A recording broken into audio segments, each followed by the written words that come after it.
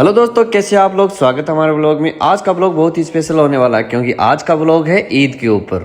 मैंने पूरे दिन किस प्रकार से ईद बनाई, चलो आइए चलते हैं, दिखाता हूँ आपको। सबसे पहले मैं ईद की नमाज पढ़ने के लिए रेडी हो जाता हूँ। आज ये मैंने जो जुग्गा पहन रखा है, मैंने लाइफ में पहली बार पहना है। ये मैंने मेरे बड़े भाई को कहकर सऊदी से मंगवाया था। इसके बाद हम चले जाते हैं ईदगाह मस्जिद में ईद की नमाज पढ़ने के लिए, जो कि हमारे घर के बिल्कुल पास में ही है। मैंने सुना है कि ईद और बकरीद की नमाज ईदगाह मस्जिद में ही पढ़नी चाहिए।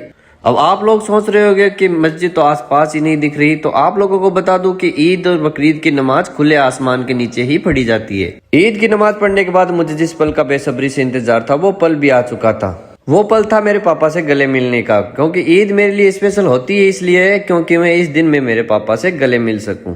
पापा से गले मिलने के बाद मैं मेरे दोनों बड़े भाइयों से गले मिलता हूँ। भाइयों से गले मिलने के बाद मैं घर जाकर मेरी अम्मी जान से भी गले मिलता हूँ, और ये सुकून के पल मुझे जिंदगी भर याद रहेंगे। और अभी हम चल पड़े हैं रिश्तेदारों के घर ईद की मुबारकबाद देने के लिए। पहले हम इसलिए रिश्तेदारों के घर जाते थे कि क्योंकि हमें वहां पर पैसे मिलते थे, और अब हमें पैसे देने के लिए वहां पर जाना पड़ता है। रिश्तेदारों को ईद की मुबारकबाद देने के बाद हम चले जाते हैं हमारे मोहल्ले के दोस्तों के पास, और उनसे भी हम ईद की ढेर सारी बधाइयां लेते हैं। उसके बाद हम चले जाते हैं मेरे ससुराल के लिए, मेरी दोनों गुड़िया से मिलने के लिए। बट आज के दिन तो मेरी गुड़िया को अपने पापा से भी मतलब नहीं था, वो तो पैसे गिनने में मशहूर थी।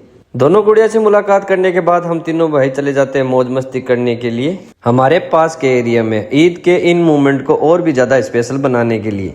हम तीनों भाई मिलकर ईद के इस दिन को काफी ज्यादा एंजॉय करते हैं। अब आप लोग भी बताना आपका ईद का दिन कैसा गया, और आपको ईदी मिलती है या देनी पड़ती है।